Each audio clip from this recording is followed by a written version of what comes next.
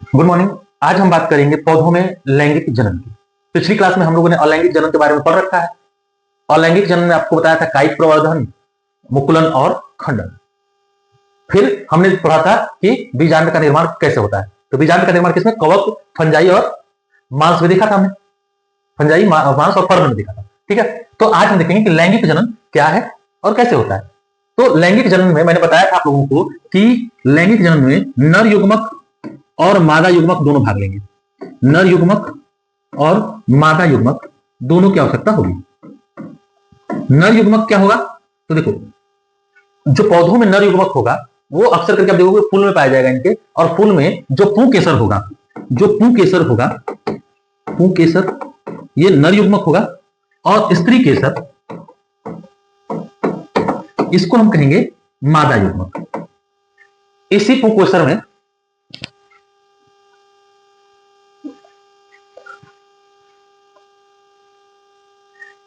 इसी पुंकेसर में आपका पाया जाएगा पराग। इसमें पराग पाया जाएगा और इस स्त्री केसर के अंदर बीजांड पाया जाता है। बीजांड देखिए, अंडाशय के अंदर, स्त्री केसर में अंडाशय के अंदर क्या पाया जाएगा? बीजांड पाया जाएगा। तो ये पराग जब इस बीजांड के साथ संलयित होता है तब यहां पे बीज का निर्माण होता है। वही प्रोसेस वही है कि पराग और बीजांड मिलकर फिर से युग्मनज बनाएंगे, जाइगोट बनाएंगे।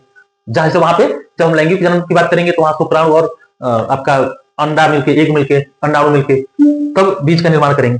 उसी तरह से यहाँ पे पराग और बीजांड ये मिलकर बीज का निर्माण करेंगे। तो देखिए, हमने लैंगिक जनन में क्या पढ़ रहे हैं अभी हम? बीज निर्माण, कि बीज का निर्माण कैसे होता है। और लैंगिक जनन में हमने देखा था कि पौधे कैसे जनन करते हैं, जड़ तना उत्पत्ति से। लेकिन लैंगिक जनन में किससे जनन करेंगे? बीज से। बीज से जन्म करेंगे तो बीज का निर्माण कैसे होगा? बीज का निर्माण होगा नर युग्मक और मादा युग्मक के मेल। नर युग्मक पौधों में क्या होगा? पुंकेसर। मादा युग्मक क्या होगा? स्त्री केसर। पौधों में आप देखोगे पुंकेसर में क्या पाए जाएंगे? पराग। और स्त्री केसर के अंडाशय में मिलेंगे बीजांड। तो जब ये पराग इस बीजांड तक पहुंचेगा तब ही ये संलयन होगा। जब इनका तब बनेगा युग्मनज। और युग्मनज निर्माण की इस प्रक्रिया को फिर हम कहेंगे निषेचन। तो देखो, ये पराग अगर कहां पहुंचा? बीजांड के पास पहुंचा तो इस प्रक्रिया में बनेगा क्या? हम कहेंगे युग्मनज। जब ये संलयन होगा तो बनेगा युग्मनज। इसके संलयन से, यानी इनके संलयन से बनेगा युग्मनज। और इस पूरी प्रक्रिया को हम कहेंगे निषेचन। इस पूरी प्रक्रिया को हम कहेंगे निषेचन। ध्यान रखना, ये निषेचन, यही फर्टिलाइजेशन है। अब इसके बाद इस युग्मनज से, युग्मनज के अंदर कोशिका विभाजन होगा। इसके अंदर होगा कोशिका विभाजन। कोशिका विभाजन ये सब किसके अंदर होगा? ये सब हो रहा है अंडाशय के अंदर। कोशिका विभाजन होगा, कोशिका विभाजन होगा। और कोशिका विभाजन के फलस्वरूप आप देखोगे कि फल का निर्माण होगा। फूल से किसका निर्माण हो जाएगा? फल का निर्माण होगा। और उसी फल के अंदर क्या होता है? बीज। तो फल निर्माण होगा और फल के अंदर क्या? बीज बनेगा। तो आप ऐसे भी समझ सकते हो कि फल भी एक तरह का क्या है? अपरिपक्व बीज ही तो है। बस में कि नहीं? देखिए, बीज फाइनल प्रोडक्ट है, ठीक ना? किससे निर्मित हो रहा है? पराग और बीजांड के संलयन के बाद। जब पूरी तरह से विकसित हो जाएगा तो बीज बनेगा। अल्प विकसित होगा तो क्या बनेगा? फल रहेगा, फल बनेगा। तो कोई भी फल जब हम लोग खाते हैं तो एक तरह से आप देखो तो क्या है? एक अपरिपक्व बीज ही तो है। परिपक्व हो जाएगा, पूरी तरह से पक जाएगा, सड़ जाएगा तो क्या निकलेगा? उसमें से बीज अलग हो जाएगा, फल अलग हो जाएगा, सूख जाएगा, उसका कोई मतलब नहीं। लेकिन जो ये बीज है या फल है वो अपरिपक्व बीज का ही तो रूप है। बाद में वो क्या बन जाता है? बीज बनता है। वही से तो आइए हम देखते हैं कि हमारी किताब में ये सारी प्रक्रिया समझाई गई है। आइए देखते क्या है। तो ये देखते हैं कि लैंगिक जनन में क्या क्या पार्ट हो सकते हैं। हमने अभी बताया था आपको कि लैंगिक जनन में भाग लेने वाले जो वो है नर युग्मक और मादा युग्मक है, उन्हें क्या कहेंगे? स्त्री केसर और पुंकेसर। आप ये देख सकते हो एक फूल के अंदर स्त्री केसर बीच वाला मोटा वाला भाग होता है, इसको स्त्री केसर कहते हैं। और ये जो पुंकेसर है वो पतले पतले आप देखोगे निकले हुए होंगे ऐसे धागे में संरचना में, छोटे मोटे मोटे यहाँ पे ऐसे दिख जाएंगे पतले पतले वाले। जो स्त्री केसर के चारों तरफ वाले जो स्ट्रक्चर निकला रहता है, पतला पतला धागे में संरचना, ऊपर से मोटा मोटा दिख जाएगा आपको। तो ये कहलाते हैं आपके, इस तरह से दिख जाएगा, ये कहलाते हैं पुंकेसर। ये नर जननांग है, नर जननांग है। और ये मादा स्त्री केसर कहलाते। आप ऐसा देखोगे कि कुछ पौधों में स्त्री केसर तो रहेगा लेकिन पुंकेसर नहीं रहेगा। कुछ में पुंकेसर रहेगा तो स्त्री केसर नहीं रहेगा। और कुछ में ये दोनों ही पाए जाते हैं। तो ध्यान समझो कि जिन पौधों में स्त्री केसर और पुंकेसर दोनों पाए जाते हैं उन्हें कहेंगे द्विलिंगी। उन्हें क्या कहेंगे हम लोग? द्विलिंगी पौधे। जिनमें स्त्री केसर और पुंकेसर दोनों ही पाए जाते हैं, दोनों ही किसमें? एक ही फूल में पाए जाए, एक ही फूल में जब पाए जाएंगे तो ये कहलाएगा द्विलिंगी। और अगर किसी पौधे में या किसी फूल में आप देखोगे जिसमें कि स्त्री केसर या पुंकेसर में से कोई एक ही पाया जाएगा, उसे हम कहेंगे एकलिंगी, उसे कहेंगे एकलिंगी। तो आप कुछ पौधों में देख पाओगे कि स्त्री केसर और पुंकेसर दोनों उपस्थित होंगे, और कुछ में केवल स्त्री केसर उपस्थित होगी और कुछ में केवल पुंकेसर उपस्थित होगा। तो देखो द्विलिंगी जो पौधे होंगे, द्विलिंगी पौधे होंगे उसमें कौन उपस्थित होगा? तो स्त्री केसर भी उसी में उपस्थित होगा, स्त्री केसर भी और पुंकेसर भी, पुंकेसर भी उपस्थित होगा। एक लिंगी पौधों में, एक लिंगी जो पौधे होंगे उनमें आप देखोगे कि कुछ में स्त्री केसर उपस्थित होगी और कुछ में पुंकेसर उपस्थित होगा। ऐसा नहीं होगा कि एक ही पौधे के अंदर आपको स्त्री केसर और पुंकेसर दोनों देखने को मिल जाए। अगर गुलाब का फूल देख रहे हो या गुड़हल का फूल देख रहे हो तो आपको ये दोनों दिख जाएंगे। और कुछ पौधे ऐसे भी होंगे जिनमें आपको केवल या तो ये दिखेगी या तो ये दिखेगी। अब इनमें कैसे होगा परागण, या इसमें बीजांड निर्माण कैसे होगा? तो आइए समझते पहले कि द्विलिंगी पौधों में कैसे होगा और फिर देखेंगे कि एक लिंगी पौधों में बीजांड निर्माण कैसे होगा। ठीक है, तो देखिए जो द्विलिंगी पौधे हैं उनमें बीजांड निर्माण बड़ा आसान हो जाएगा। आसान कैसे होगा? तो देखो कि ये जो देखो ये स्त्री केसर का जो अग्रभाग है, जो ऊपर वाला भाग है एकदम, उसको हम कहते हैं, इस अग्रभाग को कहते हैं वर्तिकाग्र। क्या कहेंगे? वर्तिकाग्र, वर्तिकाग्र। इस अग्रभाग को हम कहते हैं वर्तिकाग्र। और यहां पे जो ये वाला भाग है इसको हम कहेंगे पराग, ये कहलाएगा पराग। अब हमें कहां पहुंचाना, कहां इस पराग को? इस पराग को पहुंचाना है यहाँ पे, यहाँ पे मतलब कि इसके अंडाशय के अंदर बीजांड के पास पहुंचा देना है इसे। तो इसके लिए क्या होगा कि धीरे धीरे ये देखो, कभी कभी आप देखते हो कि जो मधुमक्खियां है या तितली है, ऐसे जीव जब इन फूलों पे बैठते हैं तो उनके पैरों में क्या चिपक जाएगा? ये पराग चिपक जाएगा। और इधर बैठ गए अगर तो यहाँ से क्या हो जाएगा? या तो हवा के माध्यम से क्या होगा, आपस में ही उड़ के पराग कहां पहुंच जाएगा? इस वर्तिकाग्र तक पहुंच जाता है। और इस वर्तिकाग्र तक पहुंच के यहाँ से एक नली होती है, यहाँ से एक नली होती है जिसमें होते हुए पराग कहां तक पहुंच जाएगा? तो हवा के माध्यम से ये पराग कहां पहुंच जाएगा? वर्तिकाग्र तक पहुंचेगा। और वर्तिकाग्र से होते हुए ये पहुंच जाएगा बीजांड तक। और बीजांड में आपका वही निषेचन की प्रक्रिया होगी जिससे कि बीजाणु का निर्माण होगा। और फिर ये बीजाणु धीरे धीरे इस बीजाणु के अंदर कोशिका विभाजन के द्वारा ये धीरे धीरे क्या होगा इसमें कि बीज का निर्माण होगा। परागण, परागण क्या है? तो मैंने बताया था आपको कि पराग के द्वारा, पराग जो वर्तिकाग्र तक पहुंचता है और उसके द्वारा बीजांड तक पहुंचता है, तो जो संलयन के बाद जो युग्मक बनेगा उसे हम कहेंगे युग्मनज। और युग्मनज निर्माण की प्रक्रिया, युग्मनज निर्माण की जो प्रक्रिया है, यह अगर एक ही पौधे में, एक ही पौधे के पुरुष जननांग या नर युग्मक और मादा युग्मक के संयोग से हो रहा है तो यह कहलाएगा स्वपरागण। क्या कहलाएगा? इसके स्वपरागण। और अगर दो पौधों में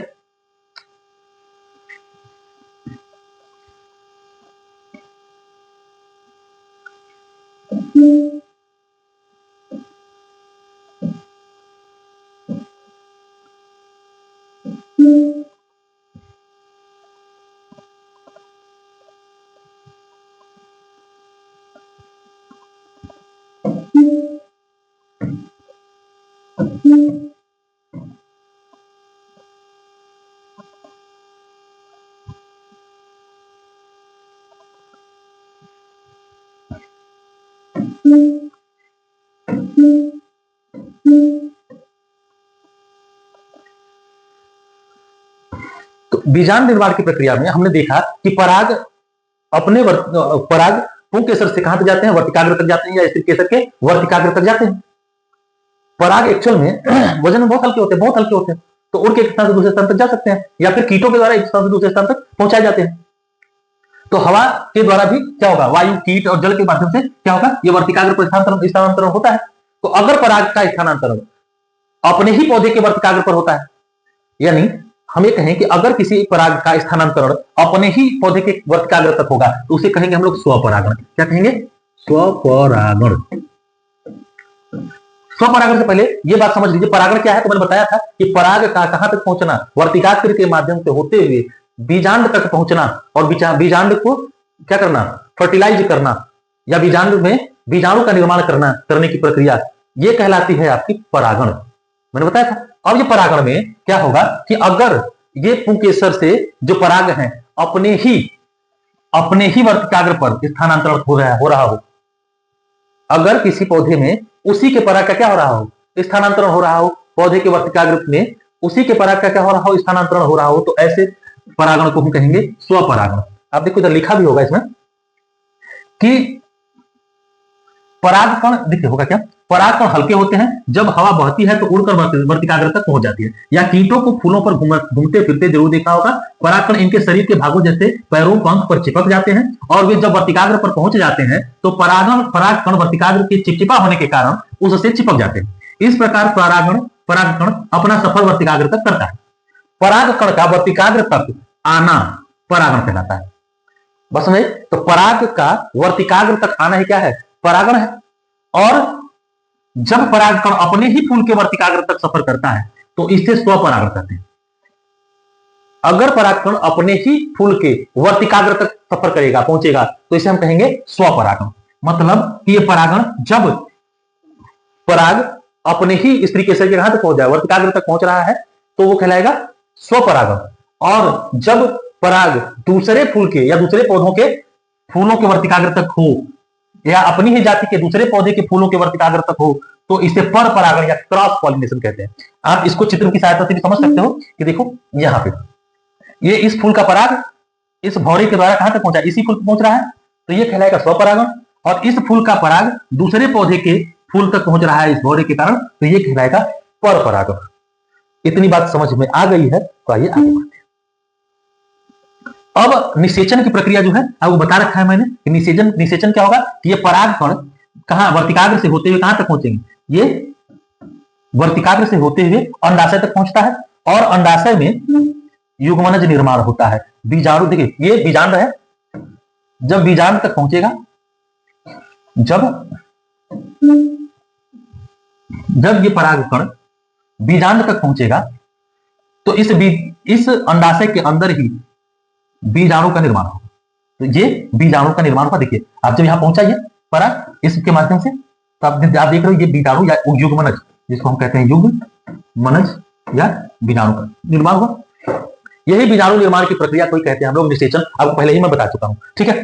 तो परागकण के बाद परागकण मादा युग्मक से कैसे मिलता है ये मैंने आपको समझा दिया कि परागकण मादा युग्मक से कैसे मिला। तो देखिए इस ट्यूब के माध्यम से ये यहां तक पहुंचता है, ठीक है। तो आइए देखिए, वर्तिकाग्र पर चिपकते ही परागकण में अंकुर निकलता है और पराग नलिका का निर्माण करता है। देखिए ये पराग में चिपकते ही यहां से पराग नलिका का निर्माण करेगा। ये इस तरह से पराग नलिका धीरे धीरे कहां पहुंच जाएगी, बीजांड तक पहुंच जाएगी और बीजांड में क्या हो जाएगा, फिर बीजांड में युग्मनज का निर्माण करेगी और ये युग्मनज निर्माण की प्रक्रिया क्या कहलाती है, निषेचन कहलाती है। और इसी को क्या कहेंगे हम लोग, फर्टिलाइजेशन या निषेचन कहेंगे, ठीक है। आइए अब आगे देखते हैं कि निषेचन के फलस्वरूप, अब देखो लिखा हुआ है कि निषेचन के बाद की जो प्रक्रिया होगी वो होगी, निषेचन के फलस्वरूप युग्मनज भ्रूण में विकसित होने लगता है। भ्रूण विकसित होकर बीज बनते हैं और अंडाशय का आकार भी बढ़ने लगता है, जो फल के रूप में विकसित हो जाता है। कुछ फल गूदेदार एवं रसीले होते हैं जबकि कुछ फल कठोर होते हैं, ठीक है। और आपको मैं बता चुका हूं कि ये फल ही क्या है, अपरिपक्व बीज ही तो है, ठीक है।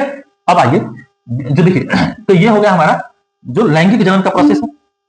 हमने समझा कि लैंगिक जनन कैसे होता है, तो लैंगिक जनन इस प्रक्रिया के द्वारा संपन्न होता है।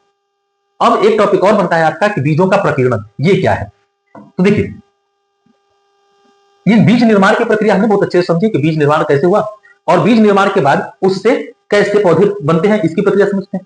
तो देखिए आपने बीजों में देखा होगा कि कुछ बीज अगर आप छींट दो, ऐसे फेंक दो, अंकुरित हो जाते हैं। तो अंकुरित हो जाते हैं तो उनसे फिर क्या निकलता है, एक पौधे का शुरुआत हो जाता है, एक पौधे का जन्म होगा, ठीक है। इसी तरह से आप देखो कि पौधे एक स्थान से दूसरे स्थान तक पहुंचते जाते हैं। कभी ये पौधे कोई बीज उठा के कोई ले जाता है एक जगह से दूसरी जगह पर, तो कभी क्या होता है कि कभी ये अपने आप भी जाते हैं, अपने आप ही फैलते हैं। जैसे अगर रेड़ का बीज देखोगे आप लोग तो छिटक के फटता है, वो फट के दूर दूर तक छिटक जाता है, तो एक स्थान से दूसरे स्थान तक कैसे चला जाता है। दूसरा आप देखते हो कि कुछ बीज पक्षी भी ले जाते हैं, कुछ बीज ऐसे भी होंगे जो पशुओं के पैरों में चिपक के एक स्थान से दूसरे स्थान तक चले जाते हैं, कुछ बीज ऐसे भी हैं कि पक्षी खा जाते हैं और फिर उनके विष्ठा से, उनके मल के द्वारा भी एक स्थान से दूसरे स्थान तक फैलते हैं, जैसे बरगद हो गया। इसके बीज आप देखोगे कि एक स्थान से दूसरे स्थान तक पहुंचते हैं। इसी तरह से मदार एवं सूर्यमुखी जैसे घास के बीज भी क्या होंगे, एक स्थान से दूसरे स्थान तक उड़ के पहुंच जाते हैं, हवा के द्वारा उड़कर पहुंचते हैं। इसी तरह से और भी आप देखो कुछ बीज और हैं जो दूर दूर तक पहुंचेंगे। देखो स्पंजी होने के कारण जल की धारा के साथ एक जगह से दूसरी जगह उगते हैं। कौन से वाले? नारियल के बीज।